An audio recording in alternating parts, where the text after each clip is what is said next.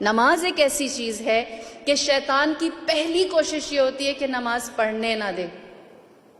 پڑھنے نہ دے سے مراد اول وقت تو ڈراپ ہو جائے، اور اگر اول وقت نکل جاتا ہے تو اس کے بعد جتنا ہو سکے نماز کو تاخیر میں ڈیلے کرتا جائے یہاں تک کہ نماز چھوٹ جائے.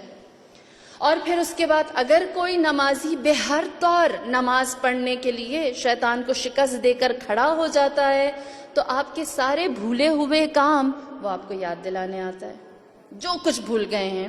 اور ایک چیز جو حدیث کے اندر ہے، جب انسان اپنی سوچ کے اندر اپنے افکار میں نماز میں متوجہ ہوتا ہے اور شیطان اس کی کنسنٹریشن کو کہیں بریک نہیں کر سکتا، تو جانتے ہیں پھر شیطان آخری حربہ مومن کے لیے کیا استعمال کرتا ہے. جو ہو سکتا ہے آپ میں سے بہت سو نے فیس بھی کیا ہو یا اس کو نظر انداز کر گئے ہو، اگنور کر دیا ہو کہ یہ کوئی معمولی سی چیز ہے. شیطان آتا ہے اور اس نمازی کو کس کرتا ہے، چومتا ہے اس کو. اور جب چومتا ہے نماز کی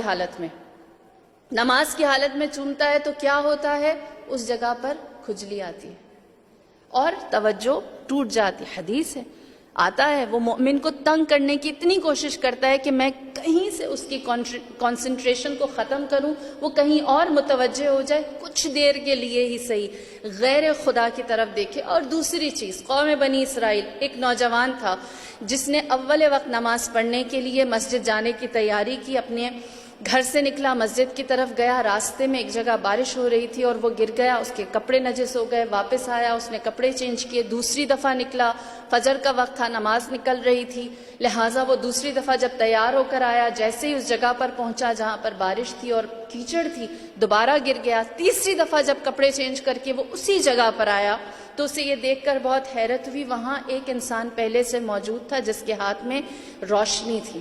اس نے کہا اندھیرے کی وجہ سے بار بار گر جاتے ہو، آؤ میں تمہیں مسجد تک پہنچا دیتا ہوں. لہٰذا شیطان نے اس نمازی کو مسجد تک پہنچایا.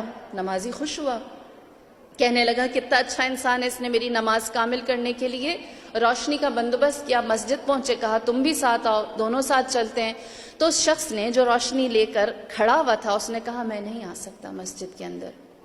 اس نے وجہ پوچھی، کیا وجہ ہے؟ تو کہنے لگا کیونکہ میں نماز نہیں پڑھتا. نمازی حیران ہوا، میری نماز کا بندوبست کیا ہے اور تم خود نماز نہیں پڑھتے، کیا وجہ ہے؟ تو اس نے وجہ بتائی اور کہنے لگا کہ میں نے خدا کو ایک آخری سجدہ کیا تھا، اس کے بعد سے میں اللہ کے سامنے جھکا نہیں. نمازی حیران ہوا، کہنے لگا تو شیطان ہے؟ اس نے کہا ہاں میں شیطان ہوں.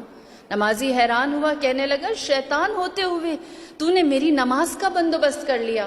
تو پھر شیطان نے سارا احوال سنایا اور کہنے لگا کہ تو اول وقت نماز نہیں پڑھتا تھا، نماز فجر نہیں پڑھتا تھا، جماعت کے لیے نہیں جاتا تھا. آج جب تو اپنے گھر سے نماز کے لباس میں باہر نکلا ہے تو میں کیچڑ والی جگہ پر کھڑا ہو گیا تاکہ میں تیرے کپڑے گندے کر دوں.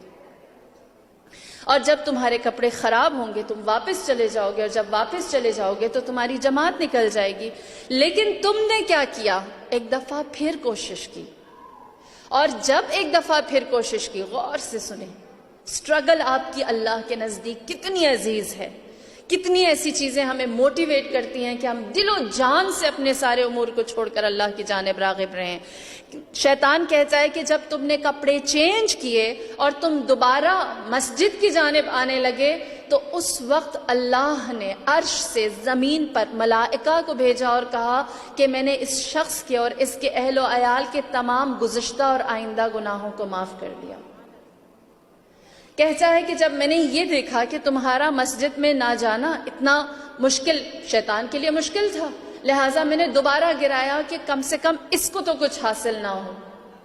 لہٰذا میں نے تمہیں دوبارہ گرایا، تم پلٹ کر آئے اور ایک دفعہ پھر تم نے وہی کوشش کی. اور جب تم نے دوبارہ وہی کوشش کی تو اللہ کی طرف سے فرشتے نے یہ ندا دی اور کہا کہ ہم نے اس شخص کے اہل و عیال، اس کے خاندان سب کو معاف کیا، اور جو اس کے گزشتگان مرحومین تھے اور آئندہ آنے والی نسلیں تھیں ان سب کے لیے ہم نے مغفرت کو رکھا.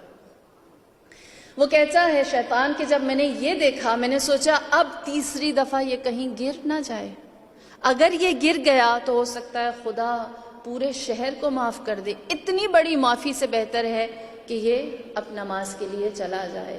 دیکھیے نمازی اپنی جگہ محترم ہے، لیکن نماز کے لیے کوشش کرنے والا اور نماز کی جانب جہاد کرنے والا وہ خدا کے نزدیک زیادہ عزیز